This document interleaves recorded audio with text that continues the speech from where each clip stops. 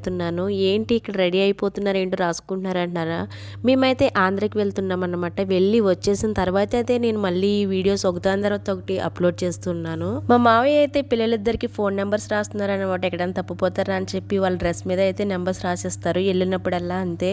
వెళ్ళిన తర్వాత అక్కడ హడావిడి వల్ల నేనైతే అప్లోడ్ చేయలేదు వీడియోస్ వచ్చేసి. ఇంకా బయలుదేరిపోయాం నైట్ అయితే. మార్నింగ్ నర్సాపురం దిగామన్నమాట. నర్సాపురం దిగేసరికి తమ్ముడు వాళ్ళు వచ్చారు తీసుకెళ్ళడానికి. మా దిశ అయితే హాయ్ చెప్తుంది, నేను వీడియో ఆన్ చేశానని. మేము ముగ్గురమే వెళ్ళాము, మా వారు ఇంకా అందరూ అయితే కనుక నెక్స్ట్ డే వచ్చారు. మమ్మల్ని రిసీవ్ చేసుకోవడానికి మా బుడ్డిగాడు కూడా వచ్చేసాడు.